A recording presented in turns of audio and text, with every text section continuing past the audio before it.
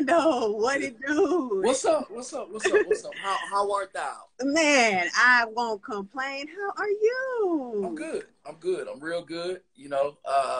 If you had called me a couple weeks ago, I would have had a serious quarantine cut. But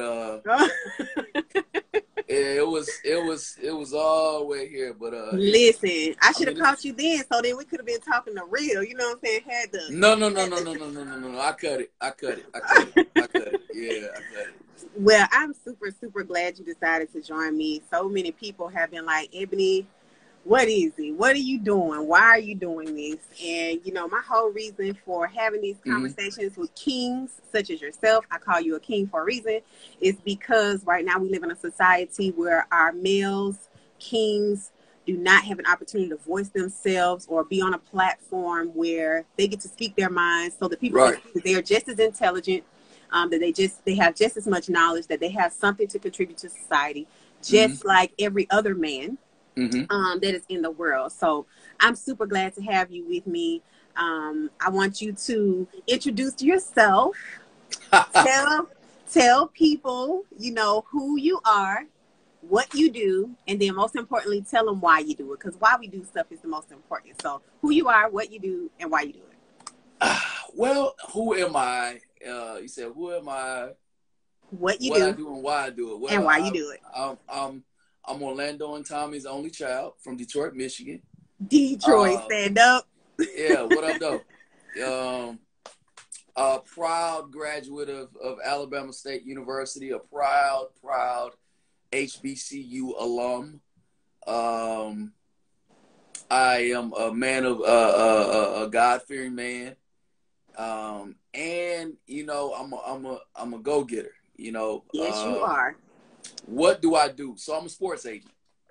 I'm the president and CEO of Pyramid Sports and Entertainment Group.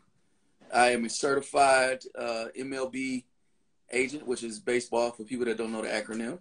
Major League Baseball. It is. Now, I know everybody knows the next acronym I'm going to give them. I'm also certified in the NFL. Currently, if you count amateur and professional clients, I have about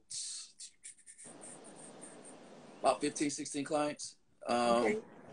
On various levels, whether it be amateur, minor league guys in baseball. Jonathan Ward, who was just signed by the Cardinals after this year's 2020 NFL draft. Mandel Ray, who was with the Raiders a little bit last year. He's also an HBCU alum, which did something special as a Morehouse graduate, one of the first and one of the few to have an NFL opportunity in a long, long, long time. So that's in a nutshell what I do. Now, why I do it is not, for the glitz, the glamour, the money, or anything like that. I was enjoying myself in pharmaceutical sales. I was Hello. I was enjoying the doctors. I was enjoying the lunches. I was enjoying the budget I had. The food is good in the medical field. They eat real good. I was Tiffany. enjoying it. And what's up, Tiff? And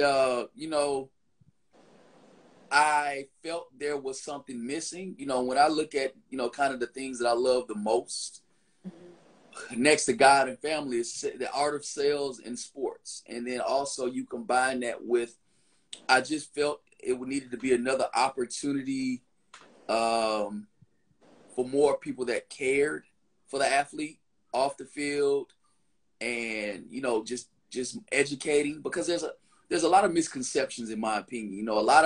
You assume everybody that has a star son, whether it's in baseball or football, knows about the process. Right.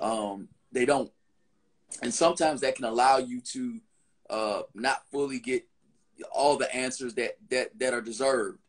And so from that point, I just decided, and I was already one of the RBI directors, which is Major League Baseball's youth initiative in Alabama.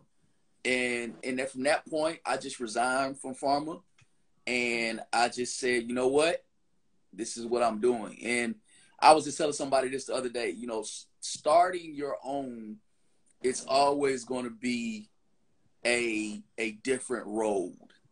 It's always going to be a longer road, but the success and the hard work after you get to that point is going to be something envisioned even greater. And so it's funny sometimes, you know, so I decided just to go with, you know, being a sports agent. And so that's kind of why I do it. I don't do it just to, you know, oh, you get these big contracts and you get all this money. Nah, I mean, that comes with it, you know, but I don't feel like I'm working today. You know, I love what I do. I enjoy working with young men and their families, and guiding them along the way and being partners for their career, and being a mentor, you know, so to speak. You know, now we have an influx of the African American agent, but I mean, just as little as 3, 4, 5 years ago, nobody knew who you could name a black agent. There are some successful ones, you know. But people just aren't aware of who they are. They aren't aware, you know.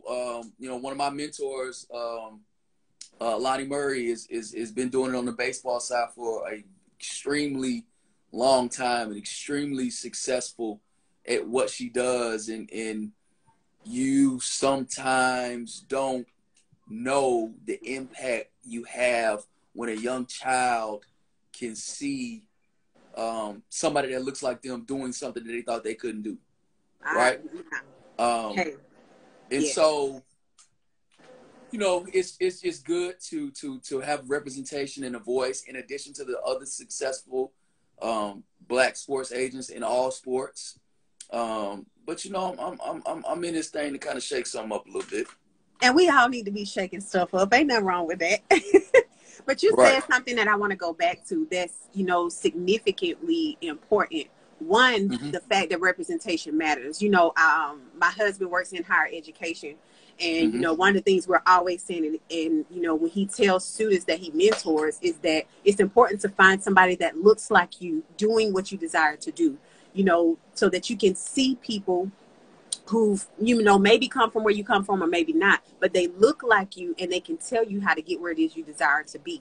So that's one thing. But the other thing that I want to go back to that you said that's, you know, heartbreaking in most cases is the lack of knowledge. The definition, you know, the word that goes with the lack of knowledge is ignorance, right? How many people are ignorant to the process when it comes to going into the professional league? You know, we talked about the reason you want to do it is because you want to be able to take care of your athletes and you want to be able to provide them with the knowledge that they need to know. Talk a little bit about, you know, right now we have a lot of, you know, I had to do a little research, you know, sports ain't my lane.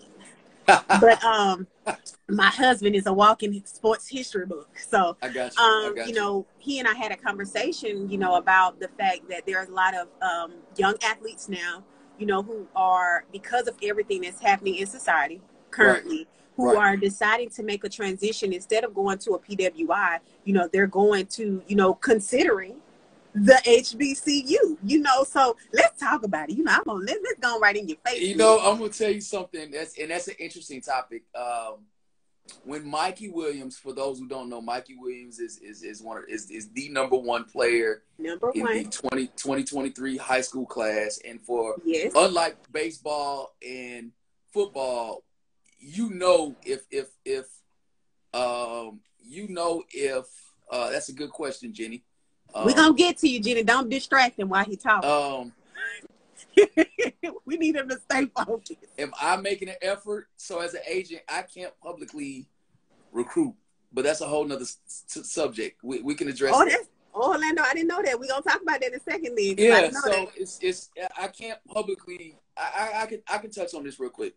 So as a sports agent, I can't publicly, I'm not a booster. Right, I can't be a booster and a sports agent, and so as a sports agent, you know, it's a myth that we pay players, you know, or that used to be a myth. That's always a negative connotation. There's a documentary about it if you want to know. There's certain NCAA laws and regulations, are certain laws and regulations prevent that, right? And so, if you mean, do I recruit them to represent them? Yes.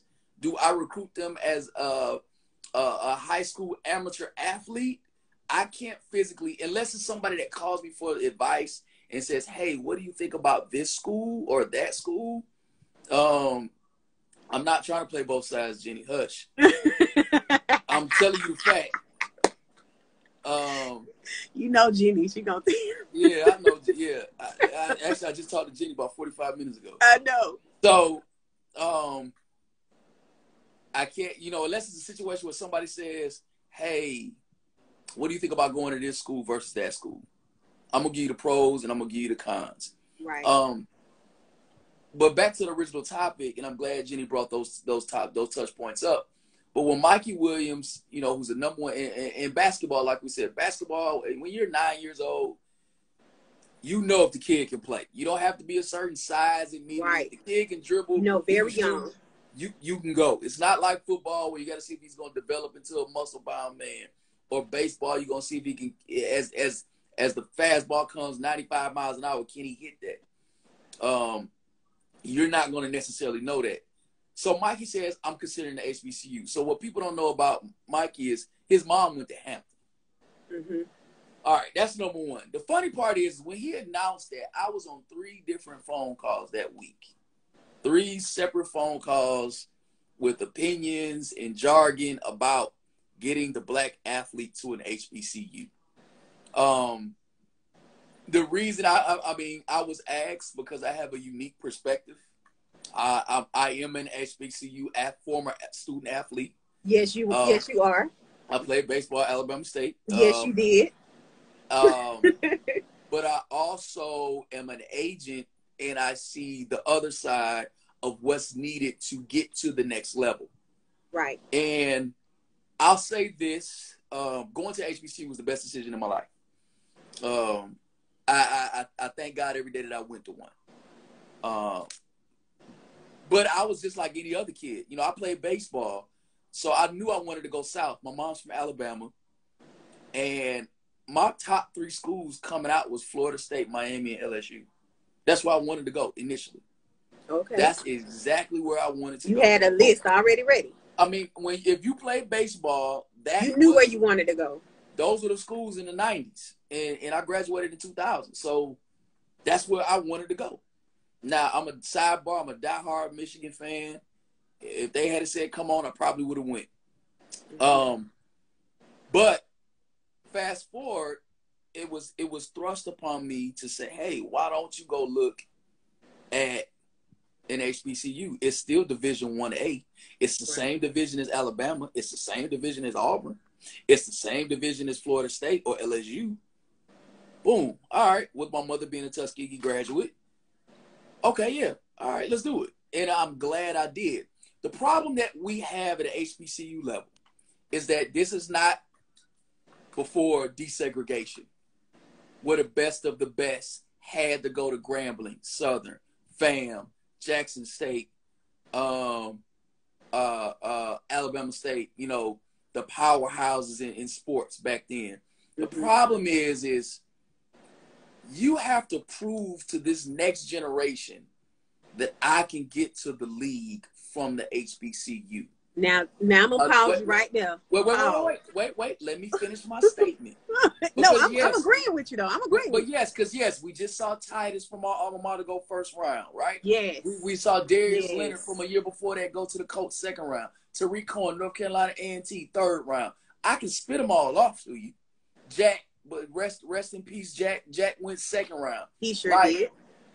It can happen, but she said, "Focus. Stop looking at the comments. I see them coming up. It can happen. Stop typing and talking to me." I told you stop talking to him, Jenny. It's okay. I can multitask.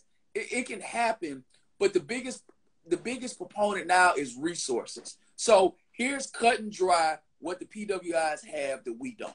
That's where I was going. That's what I was going to interrupt you with.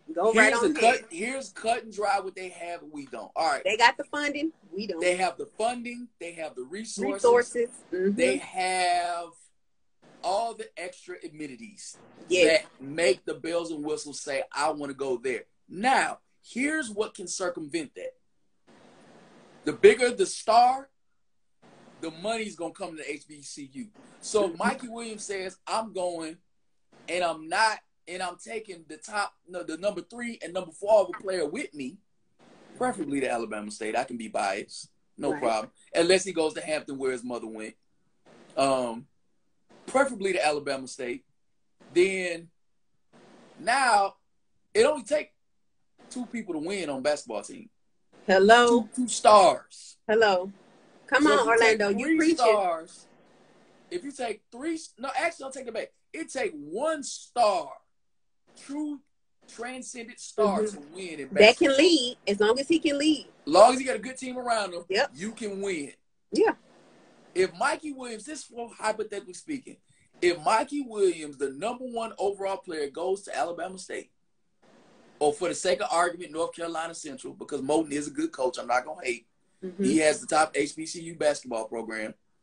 If the number 1, if he comes to our school with Mo Williams, their coaching, who's a former NBA player, has connections, and they win the SWAC, and then they go on to the second round of the NCAA tournament, and then he still goes in the first round. Yeah, it's over with. Now, what people don't realize is if Mikey Williams comes to ASU, ESPN, Fox, and all these networks are going to follow him. The money will follow. That's what we don't realize. So Come on, Orlando. We do lack the resources, but if the stars come, the dollars will follow. That's right. And that's the biggest thing so long that people have said, you know, if we can just get the athletes to choose the HBCU, if you can just get them to choose it, the money and the resources follow. And I'll put this even in context of this title, from a male's perspective dealing with a woman, the mothers are the ones that drive these decisions sometimes. No, it's a lot of the time. Because they want their baby to they want their baby to go to the league, and they think that the only way that the child can go to the league is if they go to the big schools. But they don't realize that if your child is good, I don't care if you go to the smallest school in the world. If you are good, people will see that you are good no matter where you are. Period. If you can ball, you can ball. Period. If you have someone in your corner that knows the business side, say, for example, someone like myself, they can help you with the ins and outs on the back end. And when I say back end, I'm not talking about money. I'm talking about, say, for example, a player goes to play baseball at Alabama State. We have a top-notch program, or Southern, who has a top-notch program. They'll find you. You may be able to work with the coaches to say, okay, let's get him in the Cape Cod League if he has a good season, which is the top collegiate summer baseball league. Well, if you go play in the Cape Cod from Alabama State and you go off in the Cape Cod, then you're going to come back the next year and still up to the same numbers, you're going to get drafted. I.e., somebody I played against. I played against Ricky Weeks at Southern. Number 2 overall draft pick, Golden Spikes Award winner, which is the equivalent of Major League Baseball's, college baseball's Heisman, Team USA. Oh, he could play. He could play. If you can play, they'll find you. And so, yes, there are some built-in disadvantages, but if the stars say, I'm going to this HBCU or that HBCU, the money will come. Now, it's up to that university community to support them. That's the key thing, too. It is up to the community to support them. And the funny thing is, a lot of these mothers are HBCU grads. Most of them. And they love their HBCUs and they love what they got from their HBCU, but they think that it's not good enough. And I'm not talking all moms, because I know people like, well, Ebony, that's not everybody. But I'm talking about the moms of these athletes who are HBCU graduates that don't speak enough greatness about their HBCU. You know, right. and don't get me wrong, you know, a lot of them are just like, I just don't want to have to pay for them to go to school, and they see a full scholarship, you know, over here to the PWI, and they like, baby, take it. So you don't have no debt, so you don't have to worry about it. That's a misconception too. But if you exactly, have I was just ready to say that. It's the misconception. They can give you a scholarship anywhere. Every HBCU we know can give you a President's Merit Scholar in addition to the Athletic Scholar. It's right. the same. Every public universities have funding. All public universities have funding. Now, does Alabama may have more funding than Alabama State? Maybe. But we have enough money to give a kid a scholarship. They have enough. But the They point, pass out money every year there's for scholarships. It's no different. it's a bigger. It's not a bigger problem. It's a three-pronged approach issue.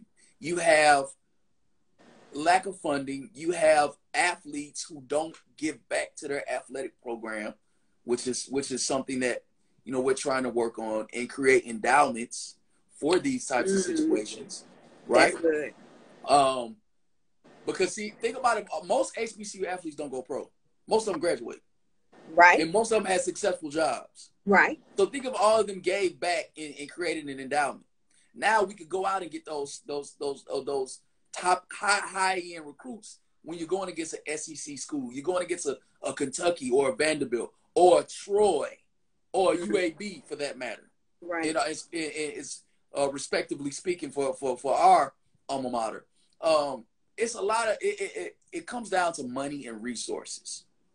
However, if you get the athlete to be committed, the money and resources will follow. That's the number one thing that we have to understand. Yeah. Now, I know that for you, you've been, you are working diligent, to do what you need to do for your clients and make sure that they're taken care of. There is a documentary that I watched with my husband about a young man who was Black. I'm not sure if you've seen this documentary. The Scheme? Yeah. So, and I watched. I'm aware of the different sports. My husband is a sports buff, so he has made me more knowledgeable. But I had no idea, about some of the things that were happening behind the scenes as far as encouraging athletes. No, you can say it, paying them. Oh yeah, they were paying them. You're not an NCAA official. You can say it. Right. And in the documentary, one of the things that caught my attention so much was the fact that he openly said, he said, I'm Black and I pay athletes. He said, but let's not get into the fact that everybody pays athletes.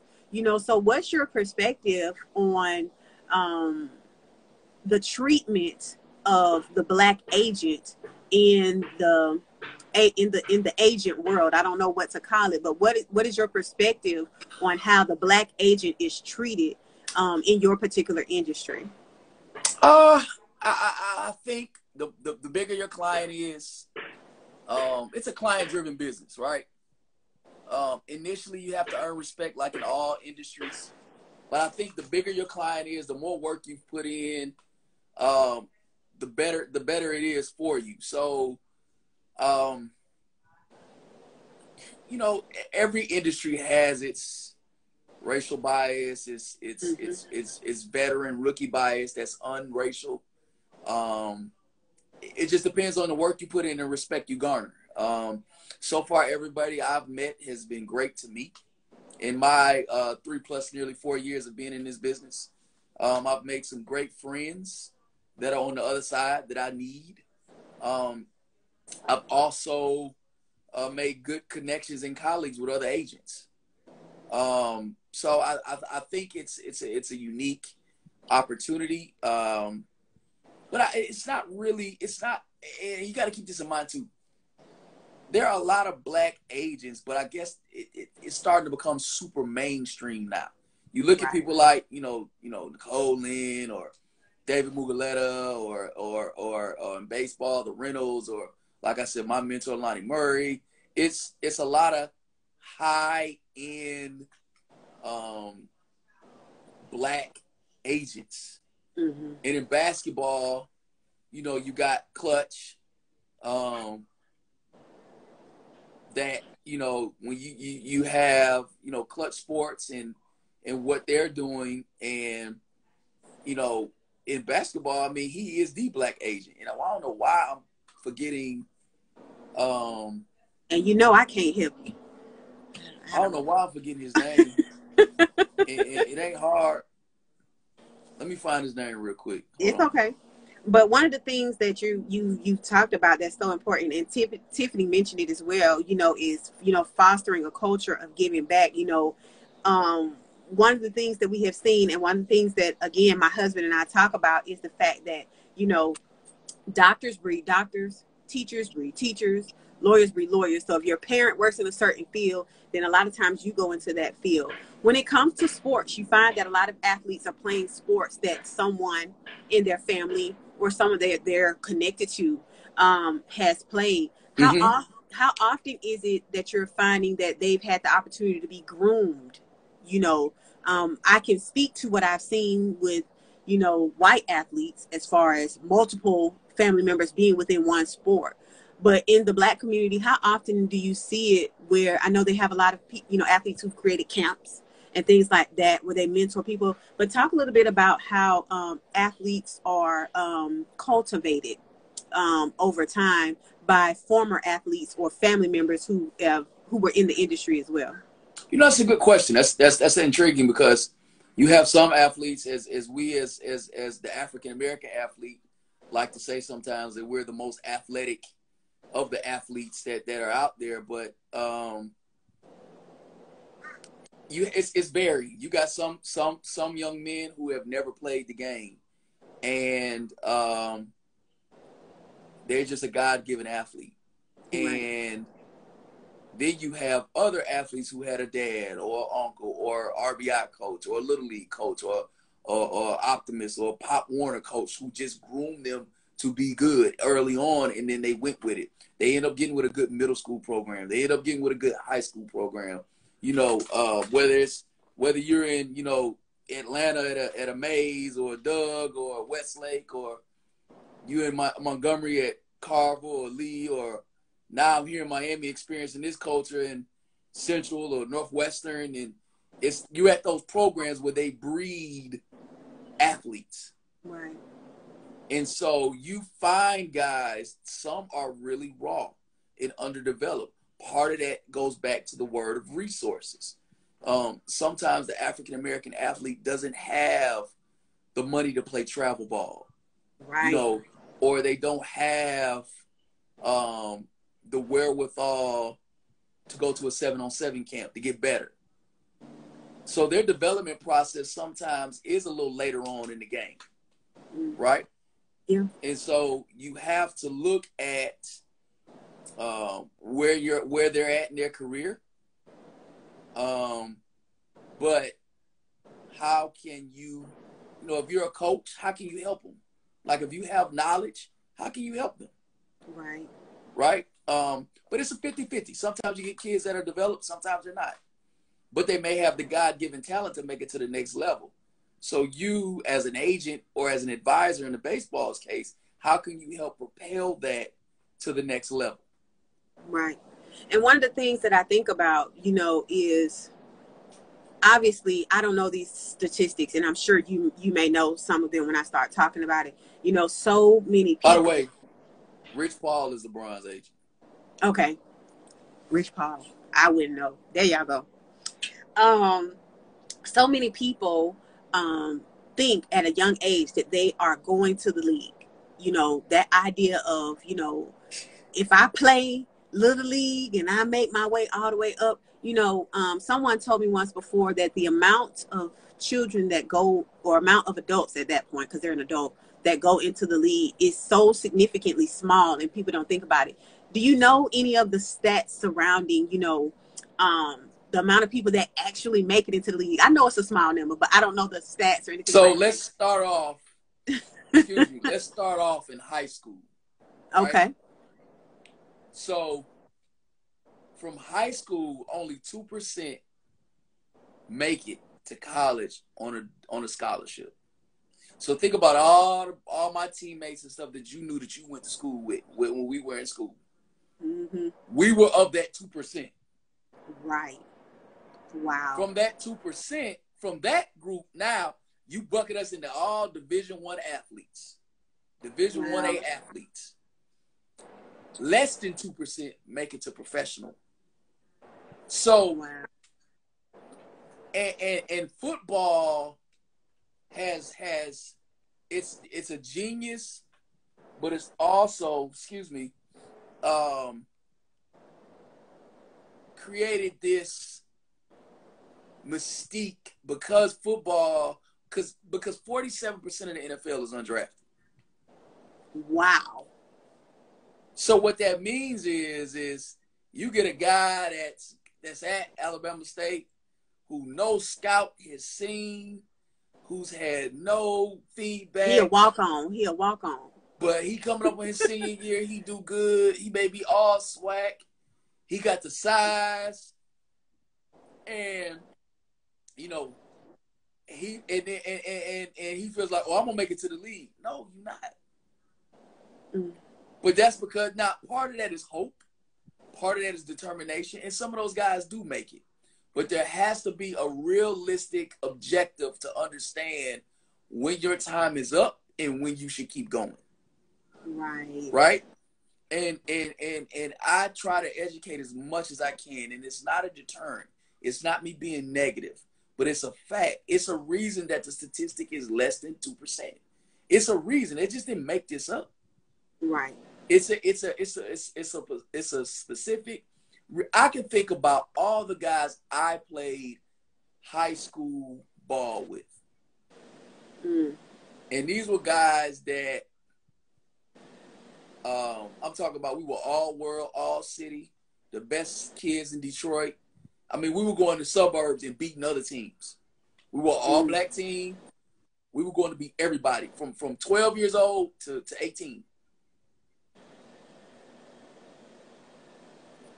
Mostly all of us, I would say 8 of the 12 or so guys that played together the most got scholarships. Okay. Right? So 8 out of 12 got a scholarship. Okay. Now ask me how many of those 8 made it past their freshman year.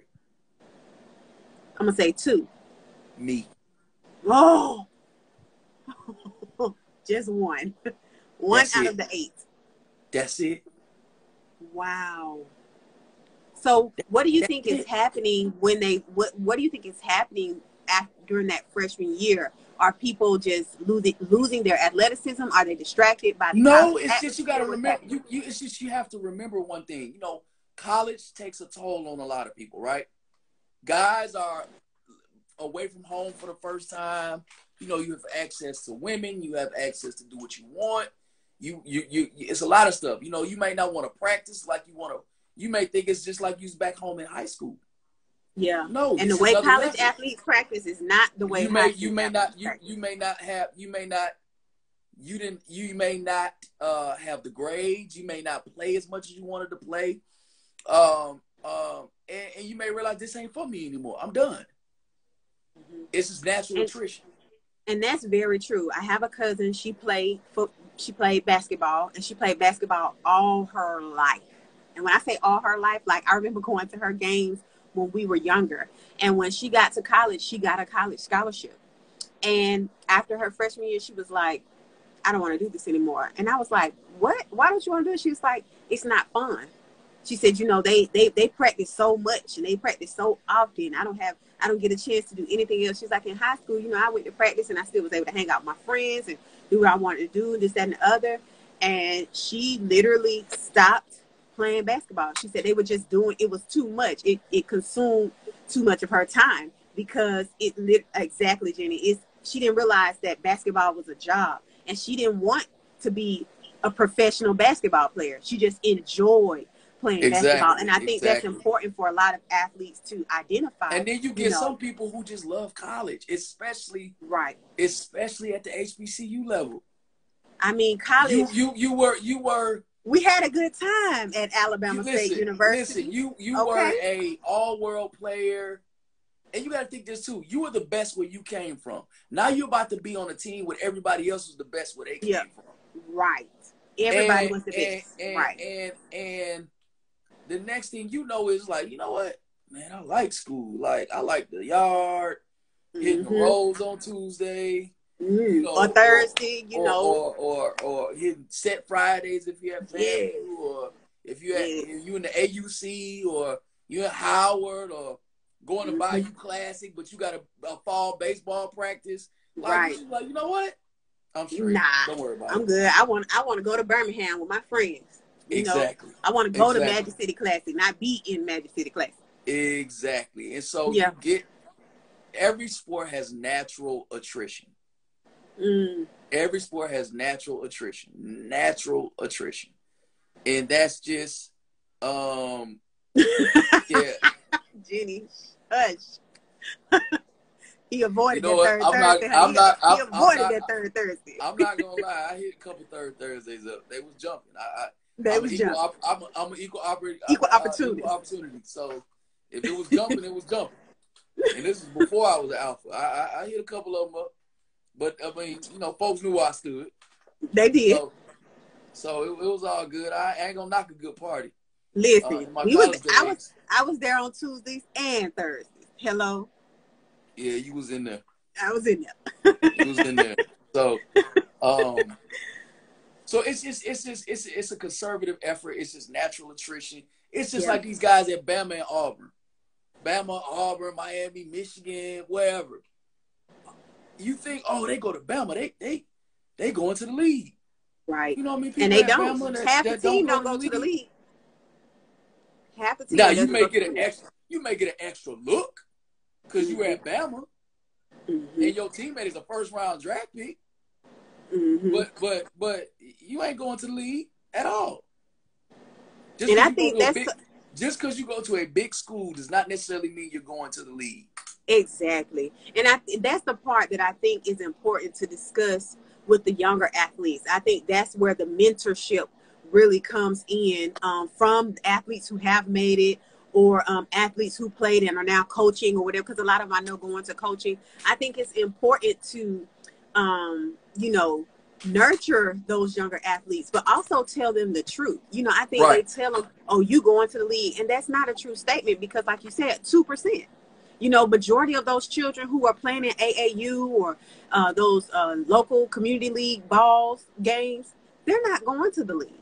And I think it's so unfortunate that in our community, people automatically assume, oh, he tall, he play basketball. Oh, he's stout. Oh, he gonna be a lineman. And you know, even with me, you know, my son, he's one, and you know, he's chubby. He's not there yet. He's one, and he's chubby. You know, he got his cheeks, and everybody keeps saying, "Oh, he's gonna play football." I said, "No, he's gonna be an electrical engineer." They're like, "How you know?" I was like, "I don't, and you don't either." So stop saying that. You know, just because he's stout and he's 1 year old, you know, and he's stout, that he's gonna play football. No, why can't he do something else? And I think. No, nothing against the sports and nothing against the athletes, but I think we forget to focus on the importance of other areas, you know, because all of our black little boys and black little girls, or boys and girls in general, are not going to play sports. They're not going to be professional athletes. They're not. Let's cultivate them in something else. What, you know, and this is a sidebar because I know we're talking about sports, but you know, when the children decide they're going to go to school, college is not for everybody. You know, you can pick up a trade and have all the, you know, people got student loan debt. Okay, people have student loans that they are paying right now. You can go to school, pick up a trade, and work for the rest of your life in a field that you enjoy or doing something that you enjoy, making just as much money as the BA, the MBA, and the PhD. You see what I'm saying? But some people are so stuck on the education that they miss their blessing or they miss their calling in what it is that they're supposed to do. So I know that's kind of a sidebar, but I think even for our athletes, you know, my cousin, he went to high school, he played football. He graduated from high school, he played at the University of Georgia. He left the University of Georgia, he played for the Falcons. He left the Falcons, he went to the Texans. And the thing is, he never left the University of Georgia until he graduated. They tried to take him beforehand. He said, nope, I want my degree. He wanted to graduate. He wanted to finish first. And because he said, if something happens, I need something to fall back on. Now, why? Because our whole family told him the whole time, you're great, but you need a backup plan. That's good. That's good. You're great, but you need a backup plan. And because of that, he did. He didn't let them draft him early. He graduated college, and then he went and played. And on top of that, you know, he played for the Falcons. He played for the Texans. When he left the Texans, this is another portion, establishing relationships. He left the Texans. He went and coached for free. He volunteered at a school up north.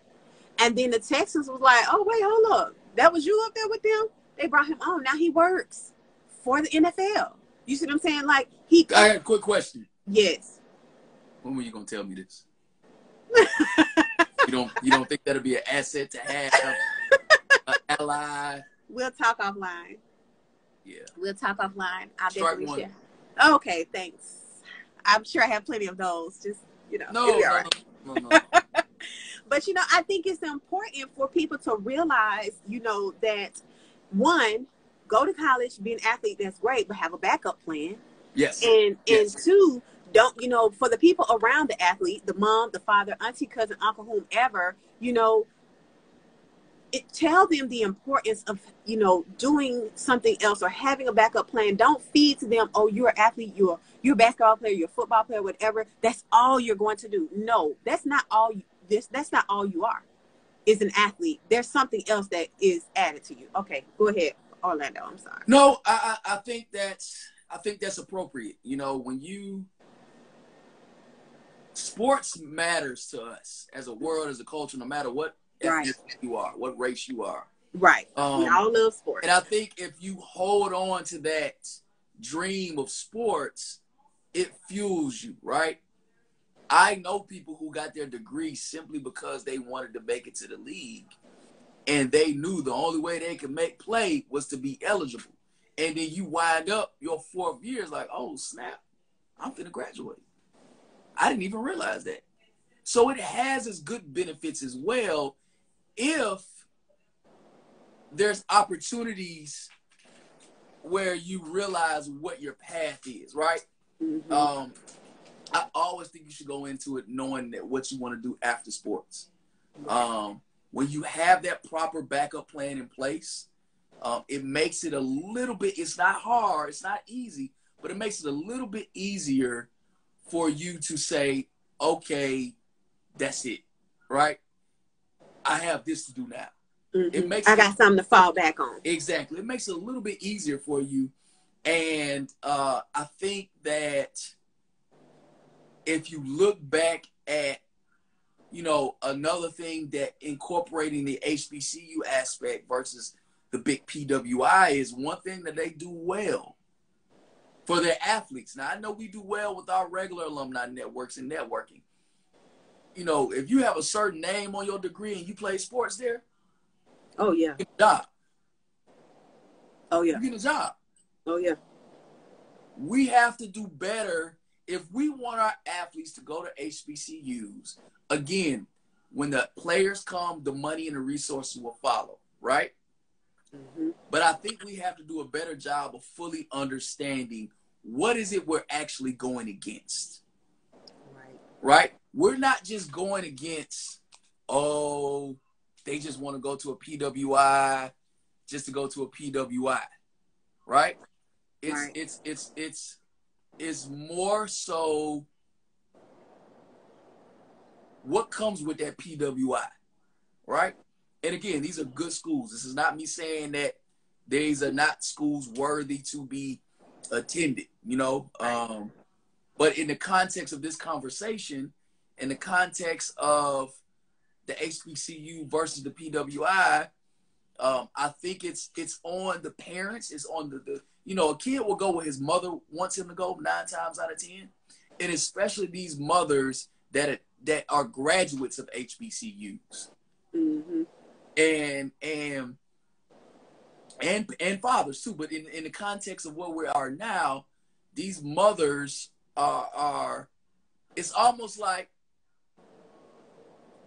well, I went to FAMU, or Florida State giving him a full ride, right? So he can go there. Mm-hmm. But you know how good FAMU was, right? And somebody there. You could probably talk to somebody about getting a scholarship. I think it's a lack of. I think it's an overall arcing thing of education. But as HBCU, as a culture, as a community, mm-hmm. we do not do a good job of preparing ourselves for that athlete. Right. And I think maybe that's because since desegregation, they've been going everywhere in these other schools. But now there's a heightened sense. There's an extreme heightened sense of having these athletes to attend HBCUs. There needs to be plans in place. We have good athletic directors. I love what the SWAC is doing right now. The SWAC is positioning themselves to be they looking the number good. one HBCU conference. Quite frankly, I would love if I mean, it's not going to happen regionally because it'll be the same mistake of them leaving, the MEAC in the first place. Mm-hmm. But if we were able to get North Carolina A&T and Tennessee State back in SWAC, I mean, and when I say back, I mean back to a HBCU conference. Mm-hmm. For full disclosure, FAMU and Tennessee State were never in the SWAC. But, I mean, you know, Tennessee State defected from the SIAC and tell people what these acronyms mean, because if they're like me, I know some of them, but not them. South Intercollegiate Athletic Conference. It's an HBCU conference. SWAC, our conference stands for Southwestern Athletic Conference. MEAC is Mid-Eastern Athletic Conference. The top two HBCU conferences are the MEAC and the SWAC, simply because every sport is Division I except football. Football is Division I AA or FCS, as they call it. So if we could pull North Carolina A&T back, pull Tennessee State back, now you're looking at the footprint of traditional powerhouses. You got FAM in Florida, you got A&T in North Carolina, you got Tennessee and Tennessee State, you have us and A&M, and then you have your Mississippi schools along with Grambling Southern and Texas Southern. You have a true geographical footprint of the premier HBCU conference, and you could really build that. Now, with that being said, A&T's not coming back. It geographically doesn't make sense for them to join the SWAC. It doesn't. Mm-hmm. Not with the budget that they have. Right? Mm-hmm. The reason they left the MEAC was because it didn't make sense for them to fly all over the place. Tennessee State is a realistic option, although I think they're enjoying the revenue that they've gotten from the Ohio Valley. I would love that makes a big difference when you start talking revenue. I would love for them to come to the SWAC, because that would really, you know, when you start getting these branded HBCUs are going to be the ones to catapult this into the next forefront. And what I mean by branded HBCUs, mm-hmm. I mean your top tier HBCUs that you know by name, that the average PWI alum knows by name. Right. And you only got so many of them. You got Howard, you got Hampton, you got FAM, you got Morehouse, Spelman, you got us, you got Jackson State, Southern, Grambling. That's it. Tennessee State. Those are your branded HBCUs. Tuskegee. Mm-hmm. You got your branded HBCUs, right? But then it's even smaller when you start talking about athletics. Yes. When you start thinking about athletics in your branded HBCUs, there's only 4 or 5 of them. Grambling, Southern, Alabama State, FAM. And FAM hasn't been what they was in years. How many HBCUs have produced professional athletes in your area in Major League Baseball, and then secondly in the NFL? Oh, there's at least 4 to 5 HBCU NFL players every year. Okay.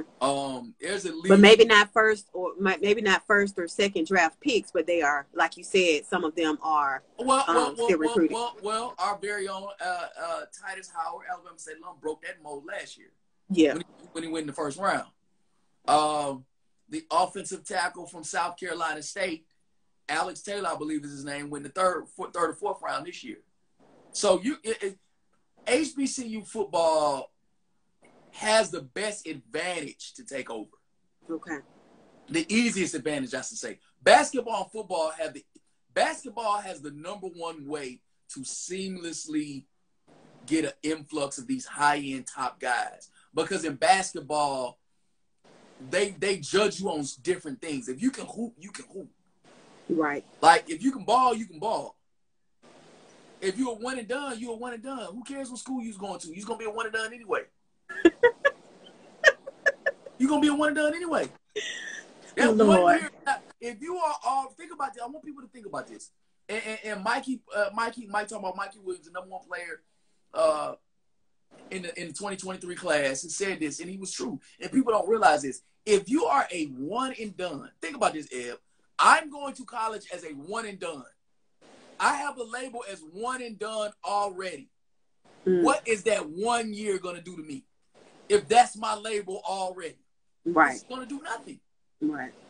So one and dones in basketball can easily, seamlessly infiltrate HBCUs and propel them. Because if you're a one and done, you're gonna spend your year somewhere.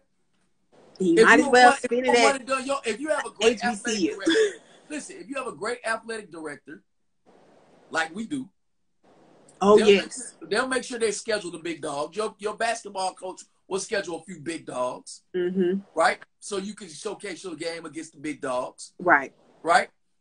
And then you'll get to the NCAA tournament, and you'll play some more big dogs, right? They'll see all they need to see. That's true.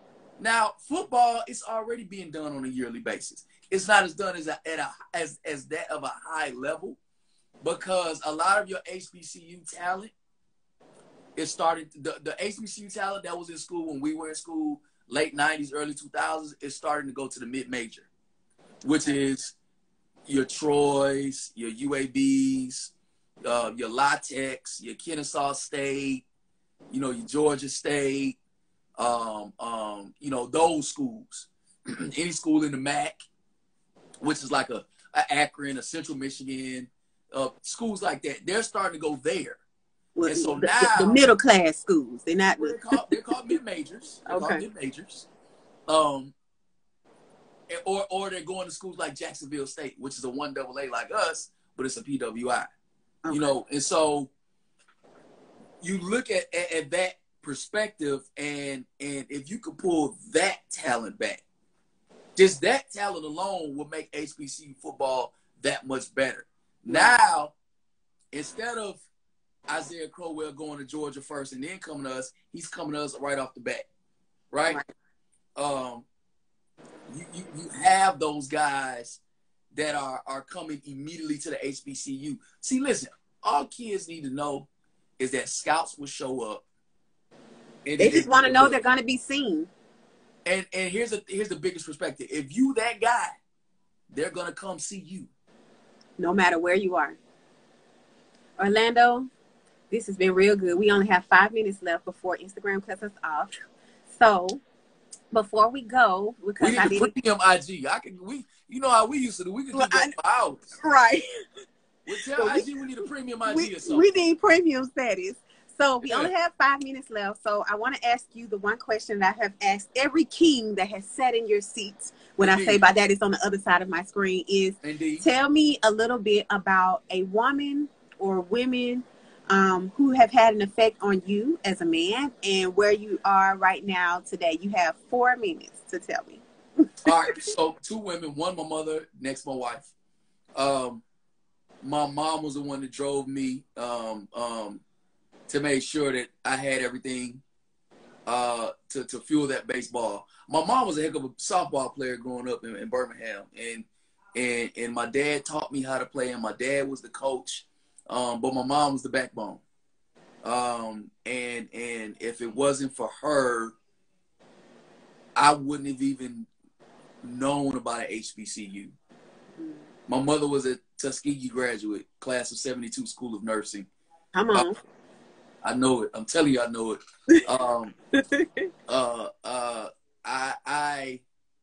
If it wasn't for her, I wouldn't be at an HBCU, because my dad is born and raised in Detroit. So he didn't go to HBCU. He went to University of Detroit and was in Vietnam. That's it. End of story. So I thank her for that. All the things she taught me, all the things I know. I would say fast forward that to now my wife, who has put me on a higher level of enlightenment, especially when it comes to politics. My wife is a political strategist. His wife is amazing. Beautiful woman and soror. And she got some skills with her hands, too. I got to get that plug in for Beta Alpha Spring 04 FAMU. I didn't know as much as I knew about the political system until I met her.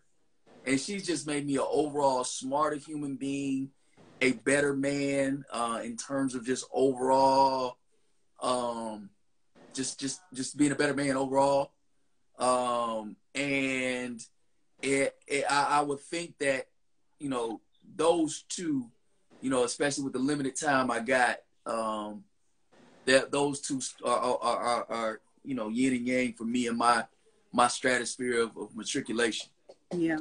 I mean, I always think it's so beautiful when men take the time to acknowledge, you know, the effect that, in your case, their mom or their wife have had on their life. I think sometimes people forget that behind every great man is an amazing woman, whether that's his mother or his wife's sister or whatever. There's always a woman that is connected to him to help lift him up. And so that was the purpose of these conversations that I'm having. Again, for those of you who kind of came in on the back end, this is an amazing man, Mr. Orlando Arnold, a king in his own right.